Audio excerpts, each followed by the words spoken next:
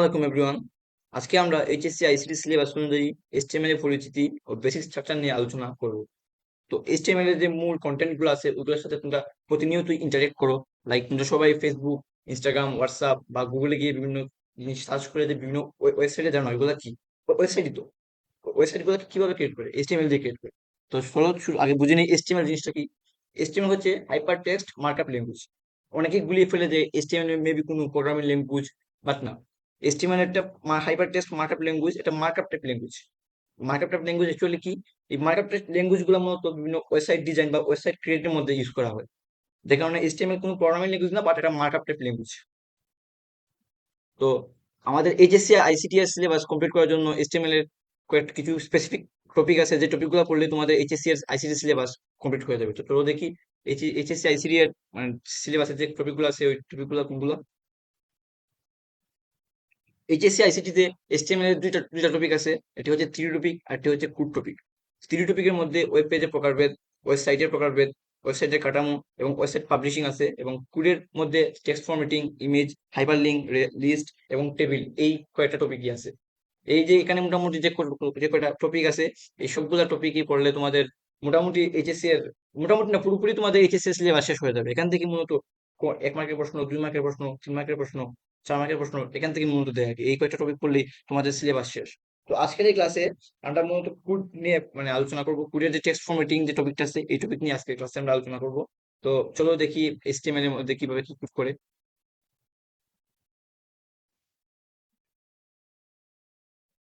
তো এইচটিএমএল এ কোড করার জন্য আমরা মূলত বিভিন্ন ধরনের ট্যাগ ইউজ করি, ট্যাগের মাধ্যমে মূলত আমরা কোড করে থাকি। তাহলে সবার মনে যেটা প্রশ্ন আসবে যে ট্যাগ অ্যাকচুয়ালি কি। ট্যাগ হলো এইচটিএমএল এর মূল নির্দেশনা, যা ব্রাউজারকে বলে দেয় কোন লেখা কিভাবে দেখাতে হবে। সহজ ভাষায় ট্যাগ দিয়ে আমরা ব্রাউজারকে বলি এই লেখাটা হেডিং দেও, এই লেখাটা প্যারাগ্রাফ আকারে দেও, এই লেখাটা ইমেজ হিসাবে দেও, হ্যাঁ এই লেখাটা লিঙ্ক হিসাবে দেও। এর যে কিছু মানে ই- কিছু নির্দেশনা আছে, এসবগুলো নির্দেশনার মতো আমরা ট্যাগের মাধ্যমে এইচটিএমএল বলে দিই। তাহলে এই ট্যাগটা কিভাবে লিখবো? এই ট্যাগ লেখারও কিন্তু নির্দিষ্ট ফরম্যাট আছে। একটা নির্দিষ্ট ফরম্যাটের মাধ্যমে মূলত আমরা ট্যাগ লিখে থাকি।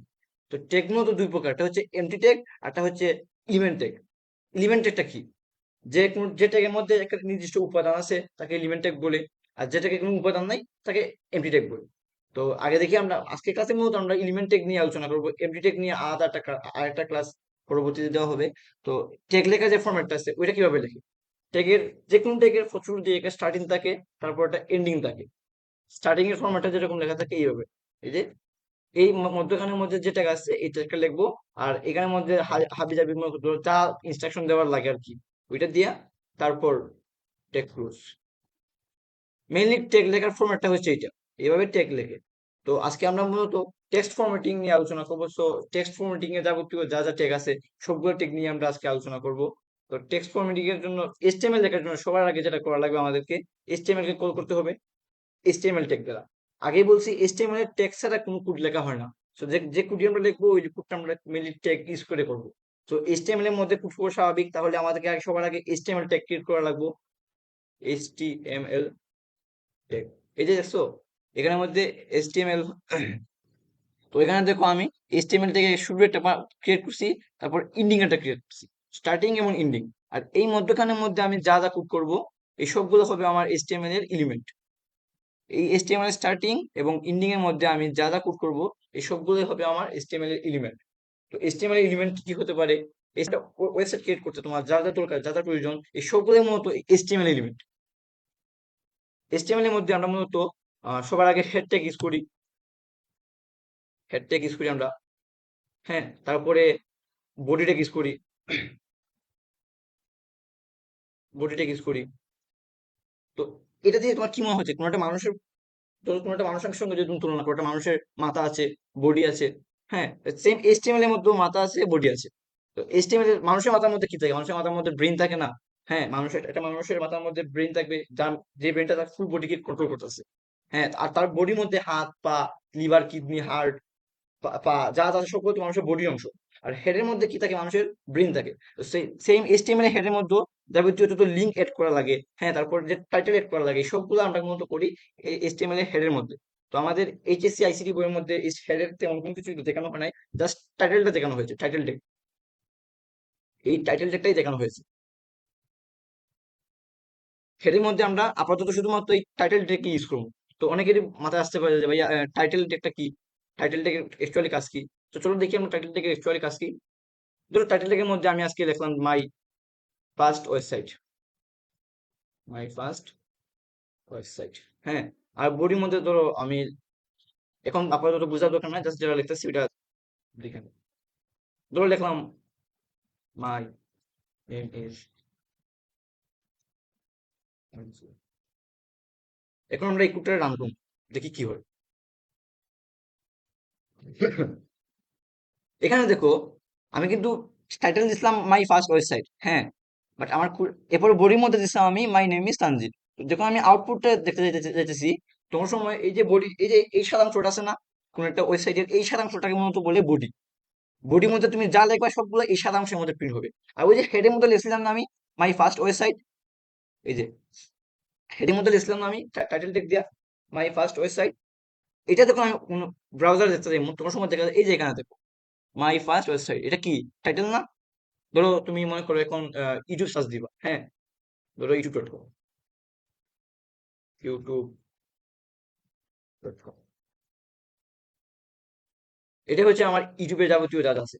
বাট এই যে এখানে দেখো, এই যে ইউটিউবটা দেখা যাচ্ছে না, এটা হচ্ছে ইউটিউবের টাইটেল। এখানের মধ্যে একটা কোনো একটা ওয়েবসাইটে যা দেখা যাবে ওইটা হচ্ছে ওই ওয়েবসাইটের টাইটেল। আর এই যে এখানে যা যা দেখা যাচ্ছে এই কালো কালো অংশের মধ্যে যা যা আছে, এই সবগুলো হচ্ছে ইউটিউব ওয়েবসাইটের বডির অংশ। আই হোপ তোমাকে বডি এবং হেডের ডিফারেন্সটা আছে ওইটা বলতে পারছি। হেডের মধ্যে আরো অনেক কিছু আছে, বাট এইটা সিআইসিটির জন্য বাকি ওইগুলো লাগবে না। জাস্ট টাইটেল জিনিসটা বুঝলেই হেড ক্লিয়ার। হেডের মধ্যে আর কিছু না, জাস্ট এই টাইটেলটা আছে, এইচএসসি সিলেবাসের মধ্যে জাস্ট এই টাইটেলটা আছে। সো আই গেস টাইটেলটা তোমরা বুঝে গেছো। এখন শুরু করবো আমরা বডির ভিতরে কি আছে। তোমাদের কি বলছিলাম, ইউটিউব এসে দেখো এইখানে যা যা আছে, যা লেখা আছে, যা ভিডিও আছে, যা কন্টেন্ট আছে, এই সবগুলা মূলত এইচটিএমএল এর বডির মধ্যে কোড করা হয়। হ্যাঁ, তো এই বডির মধ্যে আমি চাইলে যে কোনো কিছু করতে পারি। তো আজকে মূলত যেহেতু আমরা জাস্ট টেক্সট ফরম্যাটিং টপিকটা শিখবো, তো এইচটিএমএল এর বডির মধ্যে টেক্সট করার জন্য যা যা যাবতীয় জিনিস লাগে ওইগুলো আজকে দেখবো। তো টেক্সটের জন্য মূলত 6টা ট্যাগ আছে। H1 ট্যাগ, হ্যাঁ, H2 ট্যাগ, H2 এর মধ্যে ধরো লিখলাম আমি সেম, তো এখানের মধ্যে আমি সেম জিনিস লিখবো মাই নেম ইজ তানজিল, এটা গেল H2 ট্যাগ। হ্যাঁ, এরপর একটা ট্যাগ আছে H3 ট্যাগ, হ্যাঁ, এখানেও সেম লিখবো মাই নেম ইজ তানজিল। একটা ট্যাগ আছে H4 ট্যাগ একটা আছে,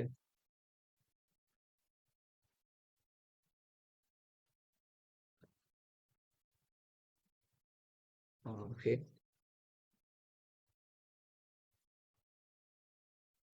H5 ট্যাগ একটা আছে।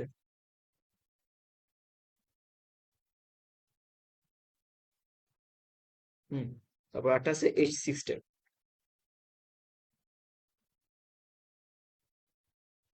এই যে এখানের মধ্যে আমি H1, H2, H3, H4, H5, H6 দেখছি না, এই সবগুলোর মতো হেডিং ট্যাগ বলে।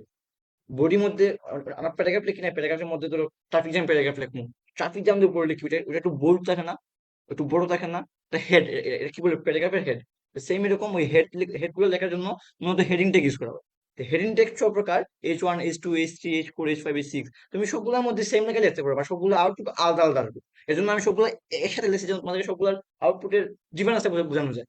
চলো দেখি সবগুলো আউটপুট কিভাবে আসে এবং আউটপুটটা কিরকম ডিফারেন্স থাকে।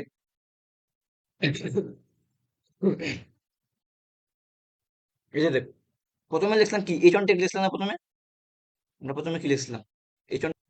তো H1 ট্যাগটা যদি আমরা কোডিং এ দেখতে যাই, এই যে প্রথমে H1 tag my name is Tanzid, same যদি আমরা আউটপুটে আসা দেখি মাই নেম ইজ তানজিদ কতটুকু বোল্ড হইছে।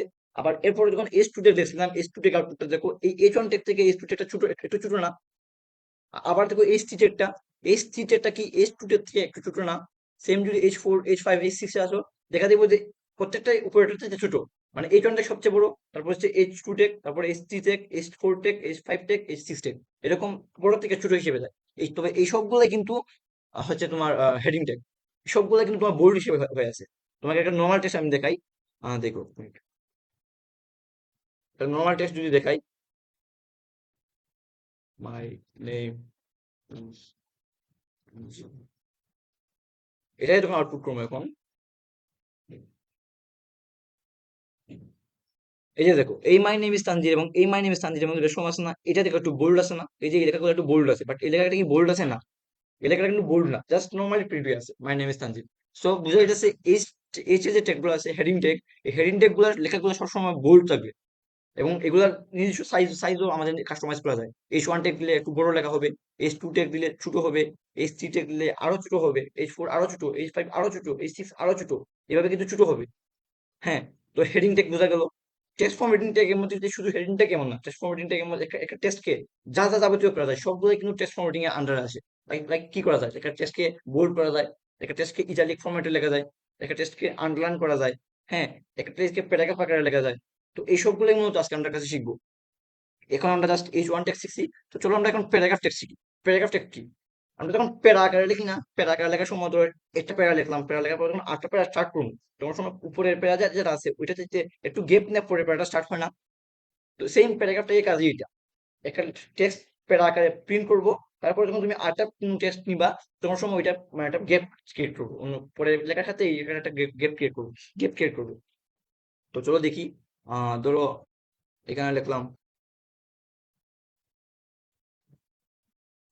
মাই নেম ইজ তানজিল। হুম,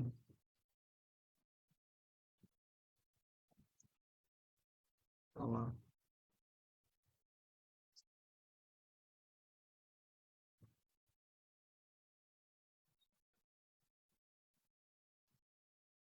এইগুলো একটা প্যারাগ্রাফ। এই প্যারাগ্রাফের পরে যখন আমি আটটা প্যারাগ্রাফ প্রিন্ট করবো, ধরো এই সেম লেখাটা আমি আবার আটটা প্যারাগ্রাফ প্রিন্ট করতে চাইতেছি।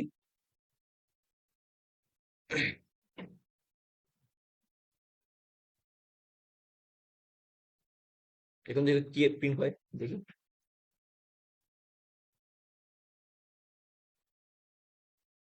এই যে দেখো, মাই নেম ইজ তানজিল, এখান থেকে কতটুকু গ্যাপ ফিক্স হয়েছে। এই কতটুকু গ্যাপের পরে আবার আসছে মাই নেম ইজ তানজিল। দেখছো?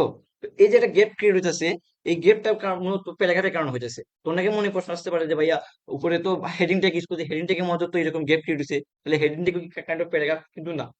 হেডিং হেডিং জিনিসটা কি? হেডটা হচ্ছে কোনো একটা জিনিসের হেড। তো স্বাভাবিক তুমি একটা জিনিস, কোনো একটা জিনিস কোনো হেড লিখবা, হেডের পর একটা গ্যাপ দিয়ে পড়াটা স্টার্ট করবা, যে কারণে এখানের মধ্যে হেডিং এ বাই ডিফল্ট একটা গ্যাপ ক্রিয়েট হয়ে যেতেছে উপরে লাইন নিচের লাইনে। বাট সেম কাজটা প্যারাগ্রাফে করতেছে, বাট প্যারাগ্রাফে কোনো হেডের মতো কাজ করতেছে না। এই যে হেড যেরকম একটা লেখাকে কাস্টমাইজ করে বড় ছোট করা যায়, প্লাস লেখাটা অটোমেটিক বোল্ড থাকে, প্যারাগ্রাফে ওই জিনিসটা থাকে না। তো প্যারাগ্রাফ আর হেডিং এর মধ্যে ঠিক এই পার্থক্যটা আছে। ওকে, প্যারাগ্রাফ ট্যাগ তাহলে আশা করি সবাই বুঝছি। তো এখন দেখি একটা জিনিস, প্যারাগ্রাফ ট্যাগের কাজ কিভাবে করে। ধরো এখানের মধ্যে আমরা, হ্যাঁ এখানের মধ্যে ধরো লিখলাম আমরা মাই name is Tanzil. My name is Tanzil, হ্যাঁ ফোর লাইনে ধরো লিখলাম আরেকটা মাই name is Tanzil. My name is Tanzil, এই ধরো আমরা দুটো দুটো লাইন লিখলাম। হ্যাঁ, মাই name is Tanzil, my name is Tanzil. ঠিক আছে। আর উপরের দিকে দুটো লাইন লিখছিলাম আমরা প্যারাগ্রাফ টেক দিয়া। এই যে paragraph tag, my name is Tanzil, my name is Tanzil. আর এখানের মধ্যে দুটো লাইন লিখছি কোনো ধরনের টেক ইউজ না কইরা। হ্যাঁ, এখন অনেকেই বলতে পারো যে ভাই আপনি তো শুরু থেকে বলছেন যে HTML এর মধ্যে যাই করবো সবগুলা পুরো একটা ট্যাগের মধ্যে করবো, বাট এখানে তো আপনি কোনো ট্যাগ ইউজ করেন না, তাহলে তো তাইলে কি এই জিনিসটা কি আউটপুটে রান দেখাইবো কিনা, বা এই জিনিসটা কি আউটপুটে শো করবো কিনা? তো আগে থেকে তাদের জন্য বলে রাখি যে HTML কে কেস ইনসেনসিটিভ একটা ল্যাঙ্গুয়েজ বলা হয়। কেস ইনসেনসিটিভ কেন? এই যে আমি এখানে কোনো ট্যাগ দিই নাই, এটার জন্য কিন্তু HTML আমাকে কোনো ইরর দেখাবে না, বা আমার আউটপুটে কোনো প্রবলেম করবে না। মানে HTML নিজে থেকে বুঝে নিব যে আমি একটা জিনিস টেক্সট লিখছি, এটা ওকে শো করাতে হবে।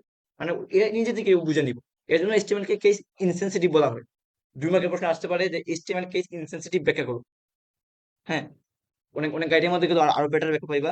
মেইনলি ব্যাখ্যাটা হচ্ছে এরকম যে HTML কেস ইনসেনসিটিভ এই জন্য যে HTML নিজে থেকে কোনো সময় তোমার ইরর গুলো বুঝে নেয়, যে না তুমি অ্যাকচুয়ালি এই জিনিসটা প্রিন্ট করতে চাইছো। এই যে যেমন ধরো এখানের মধ্যে আমি H1 লিখলাম না, H2 তে মেইন ফরম্যাট কিন্তু হচ্ছে সবগুলা টেকে, মানে স্টার্টিং হবে ছোট হাতের অক্ষর দিয়া। তো তুমি যদি এখানের মধ্যে HTML এভাবে না লিখে এভাবে লেখো, কোনো প্রবলেম নাই। HTML বুঝা নিয়ে বুঝে তুমি এখানে মূলত HTML কোড করতে চাইতেছো।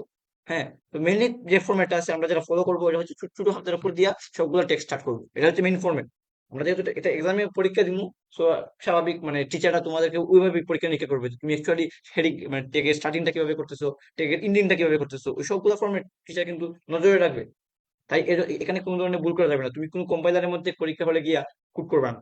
তুমি বরাবর খাতার মধ্যে কোড লিখে দিয়ে আসবা, সো স্বাভাবিক টিচারে তোমার ফরম্যাট গুলো সবার আগে খেয়াল রাখবে। তো যেটা বলতেছিলাম, যেখানে পিটেকের পরে আমরা দুইটা লাইন লিখছি, মাই নেম ইজ তানজিব, হ্যাঁ দুইটা লাইন লিখছি, বাট কোন ধরনের টেক্সট ছাড়া। সো দেখি রান করে কি হয়। এই যে দেখো আমার কিন্তু দুইটা লাইনে প্রিন্ট হয়েছে। সো তার মানে কি HTML পেজ ইনসেনসিটিভ, এটা কিন্তু প্রমাণিত। কোনো ধরনের ট্যাগ ইউজ না করলেও এইচটিএমএল বোঝানো যায় যে তুমি অ্যাকচুয়ালি জিনিসটা করতে চাইছো।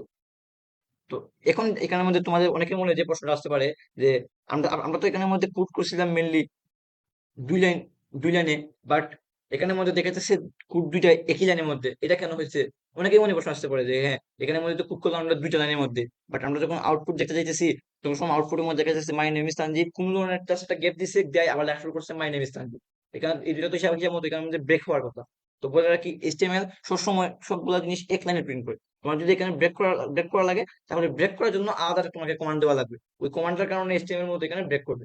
এই জন্য একটা আলাদা ট্যাগ আছে, ওই ট্যাগটা পরবর্তীতে শিখবো আমরা, এখন ওই ট্যাগটা আপাতত না শিখি। এখন তোমাদেরকে যে জিনিসটা বোঝাতে চাইছিলাম যে প্যারাগ্রাফ ট্যাগ ইউজ করার কারণে দেখো, এই যে আমি এখানে প্যারাগ্রাফ ট্যাগ ইউজ করছিলাম, এই মাই নেম ইজ তানজিব দুইবার দুইটা প্যারাগ্রাফ ট্যাগের মধ্যে ইউজ করছি। এই প্যারাগ্রাফ ট্যাগ ইউজ করার কারণে এই মাই নেম ইজ তানজিব জিনিসটা দুইবার প্রিন্ট করেছে, তাও 2টা লাইনের মধ্যে। এখানে একটা গ্যাপও আছে। হ্যাঁ, বোঝা যাচ্ছে যে এটা একটা প্যারা, প্যারার কারণে এখানে একটা ব্রেক হয়েছে ভাইয়া। আবার আরেকটা প্যারাগ্রাফ যখন শুরু করছি, ও বুঝছে যে না, এটা প্যারা, আলাদা নতুন একটা প্যারা হিসেবে স্টার্ট করা লাগবে। এই যে মাই নেম ইজ তানজিব লেখছে, আমরা যদি আর টু ডিটেলসে এখানে লিখতে যাই, তাহলে হাবি হাবি জাবি যা লিখি, আর টু ডিটেলসে যদি এখানে লিখতে যাই, একটু লং করলাম আর কি। সেম এখানে যদি আর টু ডিটেলসে লিখতে যাই,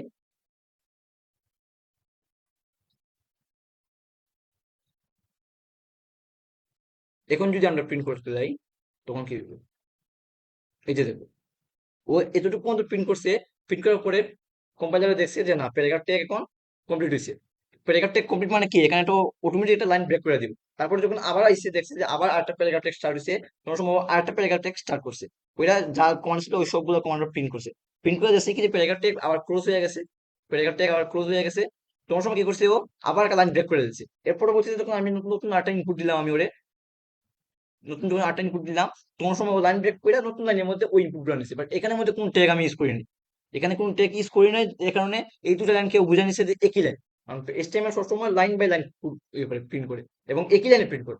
যদি কোনো ধরনের লাইন ব্রেকের কমান্ড না থাকে, তাহলে ও সবগুলো জিনিস একই লাইনে প্রিন্ট করবে। এখানে তুমি যত লাইন লেখো, তুমি এখানে যত লাইন লিখবা সবগুলো লাইন কি হবে, একই লাইনে প্রিন্ট হবে। যত লাইন লিখবা সবগুলো একই লাইনে প্রিন্ট হবে, সবগুলো লাইন কি হবে, একই লাইনে প্রিন্ট হবে। এই যে দেখো, সবগুলো লাইন কি হয়েছে, একই লাইনে এখানে প্রিন্ট হয়েছে। সো এই সবগুলো লাইন একই লাইনে প্রিন্ট হয়েছে।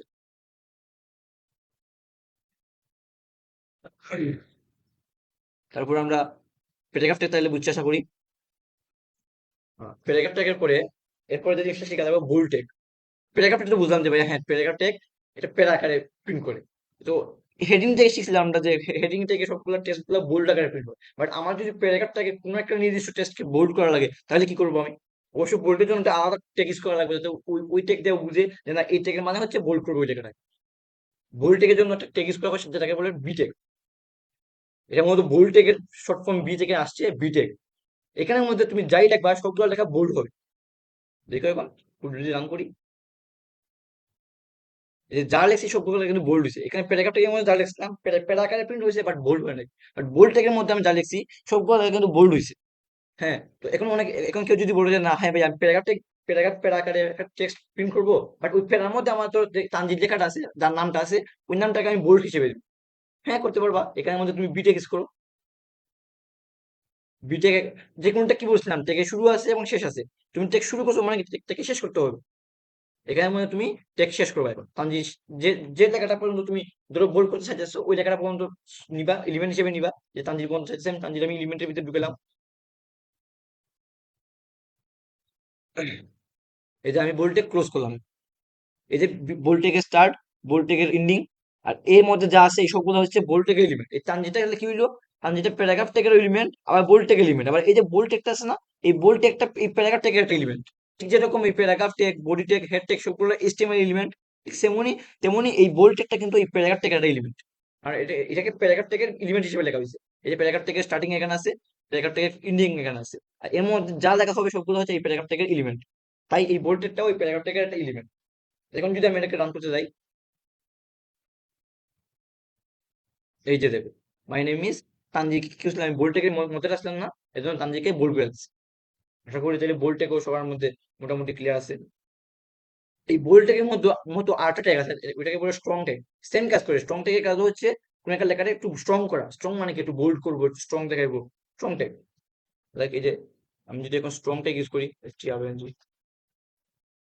স্ট্রং টেক তানজির, হ্যাঁ, বা ধরো আমি এই প্যারাগ্রাফের মধ্যে যে তানজিরটা আছে ওইটাকে স্ট্রং করবো, স্ট্রং।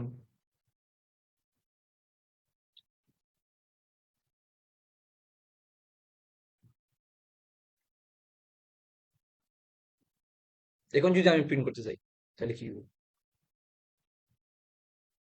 এই যে দেখো, দেখছো, এই তানজিকে এই তানজিকে কি করছে আমি বোল্ড টেকের মধ্যে রাখছি, আর এই তানজিকে কি করছে আমি স্ট্রং টেকের মধ্যে রাখছি। তাহলে দেখো তুমি কি হয়েছে এখানের মধ্যে, এই যে স্ট্রং টেক বোল্ড টেকের যে কাজটা হয়েছে স্ট্রং টেকের সেম কাজ হয়েছে। বোল্ডে কি করে লেখাকে বোল্ড করে, আর স্ট্রং কে কি করে স্ট্রং টেক মতো লেখাকে স্ট্রং করে। স্ট্রং মানে কি একটু বোল্ড হইব, দেখতে একটু স্ট্রং লাগবো। সেম বোল্ড টেক দেখে একটু স্ট্রং লাগে না? তাহলে বোল্ড টেকের কাজ এবং স্ট্রং টেকের কাজ দুইটা অলমোস্ট সেম, অলমোস্ট পুরোপুরি সেম। ভোল্টেকের কাজ এবং স্ট্রং টেকের কাজ পুরোপুরি সেম। সো যদি কোনো আউটপুটে দেখা যায় যে এরকম লেখা আছে, ধরো মাই নেম ইজ তানজিল, হ্যাঁ, আজেবাজে যা লেখা আছে, তারপর তোমাকে বললো পরীক্ষার মধ্যে বললো যে তুমি এই আউটপুটটা ট্রু লেখো, তখন যদি তুমি এখানে বোল্ড টেক ইউজ না করে স্ট্রং টেক ইউজ করো, কারো ভাবে ক্ষমতা নাই তোমাকে এখানের মধ্যে মার্ক কাটো, ফুল মার্ক তুমি পাবে এখানের মধ্যে। তুমি বোল্ড টেক ইউজ করো আর স্ট্রং টেক ইউজ করো, দুইটা কাজ তো আলটিমেটলি সেম হইতেছে। তাইলে বোল্ড টেক এবং স্ট্রং টেক দুটি প্রায় সেম। তারপরে একটা জিনিস ক্লিয়ার করে দিই এখানের মধ্যে, এই যে আমি এখানে বোল্ড টেক নিছিলাম আর স্ট্রং টেক নিছিলাম, বাট এখানের মধ্যে কিন্তু আমি ব্রেক করার জন্য কোনো কিছু কমান্ড দেই নাই। কোনো কমান্ড না দেওয়ার কারণে দেখো এখানে আউটপুটে কি হয়েছে, এই যে এই লেখাটা ছিল মূলত আমার বোল্ড টেকের মধ্যে, আর এই লেখাটা ছিল আমার স্ট্রং টেকের মধ্যে, বাট কোনো লাইন ব্রেকের কোনো কমান্ড না থাকার কারণে এই সবগুলো লেখা কি হয়েছে একবারে প্রিন্ট হয়েছে, এক লাইনে প্রিন্ট হয়েছে। তো এখন তো সবাই মোটামুটি পুরোপুরি ক্লিয়ার যে এইচটিএমএল সবগুলো কোডকে একটা লাইনে প্রিন্ট করে, যদি না ওই লাইনে ব্রেক করার মতো কোনো কমান্ড না আসে, সবগুলো লাইন একই লাইনে প্রিন্ট করবো। গেল এইটা। স্ট্রং টেকের মধ্যে পরে আটটা টেক আছে, ইটালিক টেক। আমরা যারা সায়েন্স বিভাগের স্টুডেন্ট আছি আমরা সবাই জানি যে বৈজ্ঞানিক নামগুলো মূলত মূলত ইটালিক ফরম্যাটে লেখা হয়। হ্যাঁ, তো মনে করো তুমি একটা ওয়েবসাইট ক্রিয়েট করছো যেখানের মধ্যে তুমি কোনো একটা প্রাণীর বৈজ্ঞানিক নাম লিখবা, স্বাভাবিক তোমাকে ওই প্রাণীর বৈজ্ঞানিক নামটা ইটালিক ফর্মে লেখা লাগবে। তো ইটালিক ফর্ম তুমি কিভাবে লিখবে? আর তোমার কিবোর্ডে তো কালবেরি ফর্মে লিখবে, বা একটা ইংলিশ বেসিক ফর্মে লিখবে। তো ওই লেখাটাকে তুমি ইটালিক ফর্মে কিভাবে নিবা? ইটালিক ফর্মে নেওয়ার জন্য একটা ইটালিক টেক আছে, ওটাকে বলে আইটেক। আইটেক, এই আইটেক এর মধ্যে তুমি যা লিখবা এই সবগুলো লেখা কি হবে ইটালিক ফরম্যাটে প্রিন্ট হবে।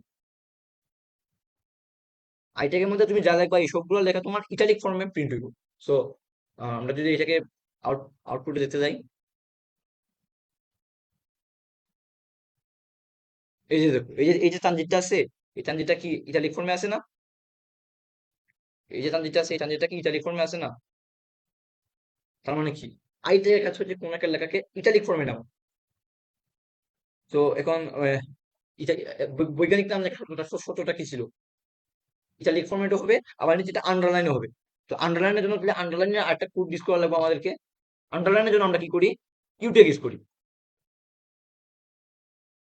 ইউটেক দ্বারা আন্ডারলাইন বোঝাতে এখানের মধ্যে তুমি যা লিখবা ওই সবগুলো মধ্যে তোমার আন্ডারলাইন ওয়াইজ কাজ করবে। তো মনে করো আমি এখানের মধ্যে ইউটেকও নিবো, আবার ইটালিক টেকও নিবো, কোনো একটা ইটালিক টেককে আন্ডারলাইন করবো। এখানে যদি আমি তানজিল লিখি তাহলে তাহলে দেখি কি হয়।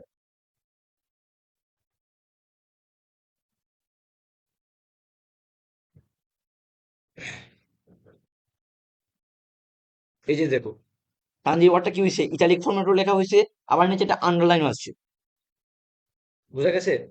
না ওটা হিজিবিজি হয়ে গেছে, এর জন্য একটু খুবটাকে একটু ক্লিয়ার করে রাখি, তাহলে সবার বুঝতে একটু সুবিধা হবে।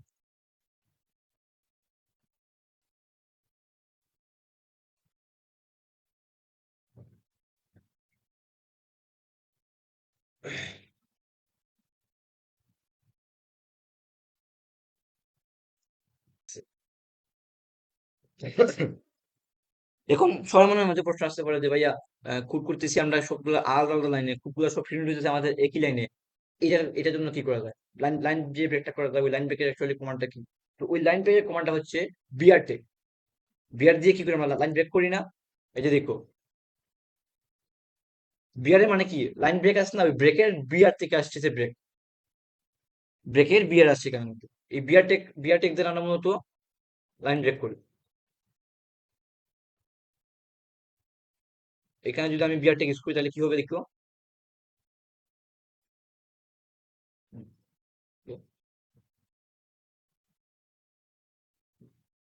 এখন দেখো এই যে আমার এই এলএস ডিএফ জে, SDDFJ, এরপর তানজির তানজির তানজির, এই যে ডাটা লিখছি এই সবগুলা প্রথমে একই লাইনে প্রিন্ট হয়েছিল না?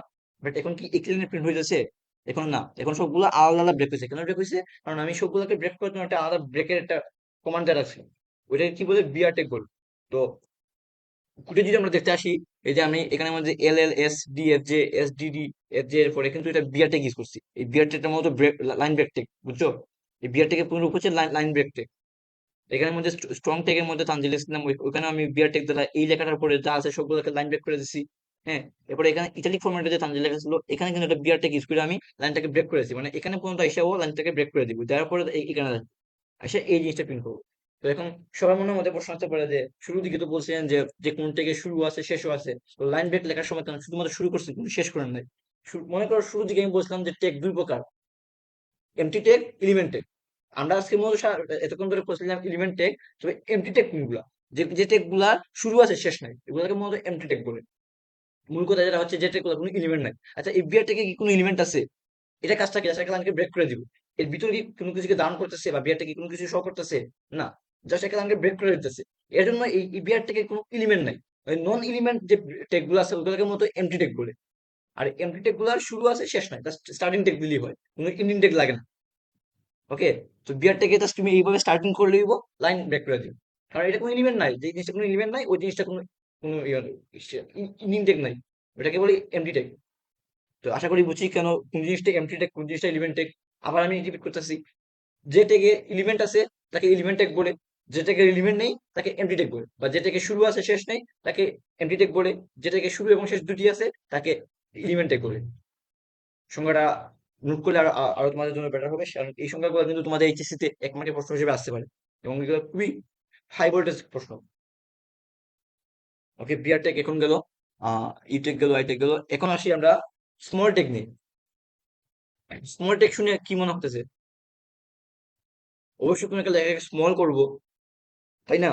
তো এখন ধরো আমি এখানে যদি আবার তানজিল লিখি,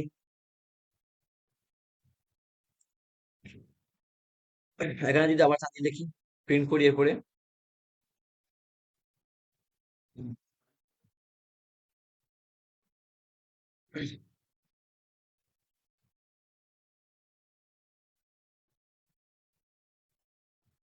এখন যদি আমরা এই কোডটাকে আবার রান করি, হুম,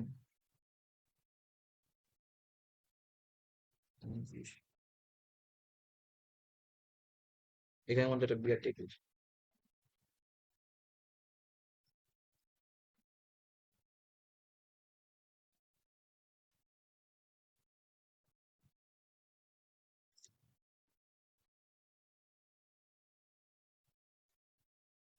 এই দেখো এখন, এই যে এই তানজির লেখাটা আছে না, এই যে এখানে তানজির লেখা আছে, এখানে তানজির লেখা আছে, এগুলোর মতো হচ্ছে এইচটিএমএল এর ফরম্যাট যেগুলো আছে, এইচটিএমএল এর নর্মাল যে টেক্সট গুলো আছে। বাট এই নর্মাল টেক্সট গুলো থেকে এই স্মল যে টেক্সট আছে এটা অনেকটা ছোট লাগতেছে না? এই টেক্সট থেকে কি এই টেক্সট অনেকটা ছোট লাগতেছে না? হ্যাঁ, তাহলে তাহলে তার মানে কি বোঝাচ্ছে, স্মল থেকে কাজ করছে কোন একটা লেখাকে স্মল করা। যেহেতু স্মল আছে তাহলে বিগ থাকার কথা। কোন একটা লেখাকে আমরা এইচটিএমএল এর মাধ্যমে স্মল করতে পারতেছি, তার মানে কি কোন একটা লেখাকে আমরা বিগও করতে পারবো? অবশ্যই আছে। স্মল টেকের পরে বিগ টেকও আছে। এখানে আমরা আবার লাইন ব্রেকের বিআর টেক ইউজ করে দিই। এই বিয়ারটাকে মনে হচ্ছে লাইন ব্রেক করা, ওটাকে লাইন ব্রেক করতেছে। তো স্মল টেকের পরে আমরা আবার বিগ টেক ইউজ করতেছি। হ্যাঁ, বিগ টেক ইউজ করতেছি, এই বিগের মধ্যে আমরা আবার লিখবো ধরো তানজির। হুম,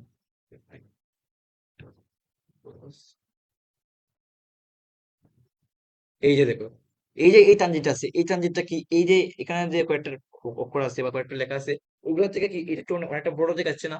তার মানে কি বিগ টেকের মাধ্যমে কোন একটা লেখাকে বড় করা যাইতেছে, আর স্মল টেকের মাধ্যমে কোন একটা লেখাকে ছোট করা যাইতেছে। তাহলে আশা করি বিগ টেক এবং স্মল টেকের কনসেপ্ট তোমরা বুঝতে পারছো। এরপরে একটা টেক আছে তোমাদের কাছে, বিটেক এর পরে আসবে তোমাদের সাব এবং সুবটেক।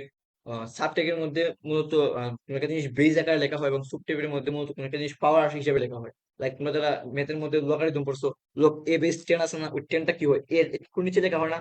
হ্যাঁ, এরপরে আবার যারা ম্যাথের মধ্যে সূত্র করছো, like A plus B whole square equal to A square plus 2ab plus B square, এই যে A square plus 2ab plus B square, এর উপরে একটা স্কয়ার আছে, বি উপরে একটা স্কয়ার আছে, তুমিও কোনটা ওয়েবসাইট ক্রিয়েট করবা যেখানের মধ্যে তোমাকে এই ধরনের কোনো কিছু করা করা লাগতেছে, যেখানের মধ্যে তোমাকে জিনিস তুমি স্কোয়ার হিসেবে দিবা বা তোমাকে জিনিস তুমি বেজ হিসেবে দিবা, ওইগুলো কিভাবে লিখবা? ওইগুলো লেখার জন্য মূলত তোমাদেরকে সাব এবং সুবটেক দেওয়া হয়েছে। সাবটেকের কাজ কি? ধরো সাপোজ আমি লগ এ বেস 10 লিখবো, হ্যাঁ, লগ এ, এরপর হচ্ছে বেস 10 সাব 10, আর তারপর হচ্ছে তোমার স্কোয়ার প্লাস বি স্কোয়ার, হ্যাঁ, এ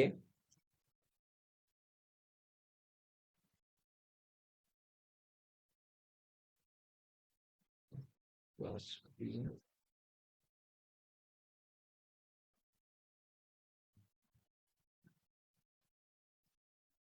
স্কোয়ার। এখন যদি আমি এটা প্রিন্ট করি, এই যে দেখো লগ এ বেস 10, তারপর কি প্রিন্ট করেছিলাম, স্কোয়ার প্লাস বি স্কোয়ার, এই যে এ, এর পরে দেখো 10টা কিন্তু বেস হিসেবে আসছে, আর এই যে স্কোয়ার বি স্কোয়ার এই টু গুলা কিন্তু স্কোয়ার হিসেবে গেছে, উপরে দিয়ে গেছে। 10টা বেস হিসেবে নিচের দিকে আসছে এবং স্কোয়ারটাও পাওয়ার হিসেবে উপরে দিয়ে গেছে। এই এই জিনিসগুলো বলে সাব এবং সুব কনসেপ্ট। তো এখন সাব এবং সুব অ্যাকচুয়ালি কোন সময় কোনটা ইউজ করা লাগবে, সিম্পল। সাব মেইন কি করে, সমুদ্রের নিচের দিকে নিচে দেওয়া যায় না, হ্যাঁ, তাহলে নিচের দিকে যখন কোনো একটা ওয়ার্ড লেখা লাগবো বা কোনো একটা লেখা লেখা লাগবে, তখন সময় আমরা সাব ইউজ করবো, কেন? সাব মনে রাখার জন্য এটা জাস্ট, সাবমেরিন সমুদ্রের নিচ দিয়ে যায়। সো কোনো একটা জিনিস যখন নিচে লেখা লাগবে তখন সময় আমরা সাবটাকে ইউজ করবো। আবার সুপারম্যান কি করে, সুপারম্যান উপরের দিক দিয়ে যায়। সো কোনো একটা জিনিস যখন পাওয়ার বা উপরের দিকে লেখা লাগবো তখন সময় আমরা সুপটাকে ইউজ করবো। এই জিনিসটা মনে রাখলে কিন্তু তোমার খুব ইজিলি মনে হয়েছে যে কখন তোমার সাবটেক্স ইউজ করা লাগবে, কখন তোমার সুপটেক্স ইউজ করা লাগবে। আবার বলে দিচ্ছি, সাবমেরিন নিচ দিয়ে যায়, তার মানে কি, তুমি যখন কোনো একটা জিনিস নিচে দেখবা আর তুমি সাবটা দিবা, মানে সাবমেরিন মূলত আমার নিজের একটা পার্সোনাল কনসেপ্ট, যাতে তুমি সবসময় মনে রাখতে পারো। হ্যাঁ, ওকে। সাব দিয়া কোনো একটা জিনিস নিচে যায় এবং সুপ দিয়ে কোনো একটা জিনিস উপরে যায়। সাবমেরিন এবং সুপারম্যান এই দুটো ওয়ার্ড মাথা রাখলে কিন্তু তুমি খুব ইজিলি মনে রাখতে পারছো। এটা জাস্ট মনে রাখার জন্য। তো এখানের মধ্যে একটা বিয়ারটেক দেওয়া যায়, তাহলে আউটপুটে দেখতে আরো সুন্দর লাগবে। এই কারণে একটা বিয়ারটেক দেওয়া যায়।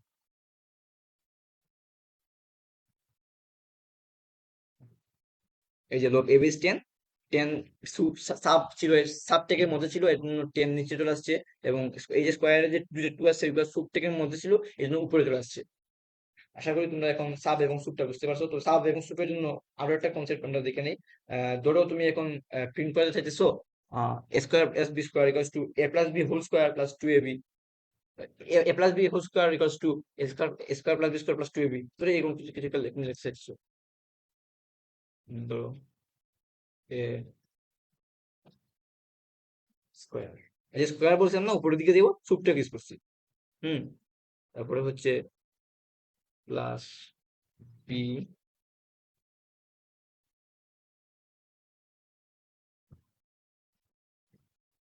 স্কোয়ার ইকুয়ালস টু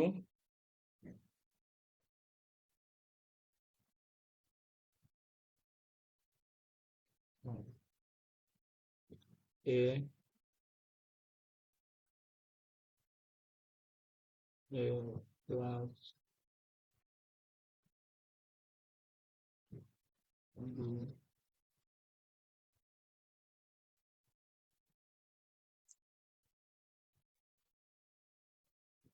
স্কোয়ার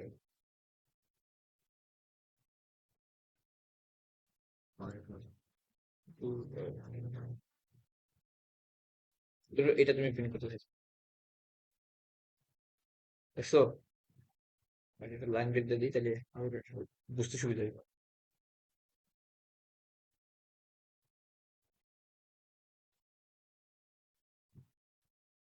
এই যে দেখো, A plus B whole square, square plus B square সমান A plus B whole square minus two A B.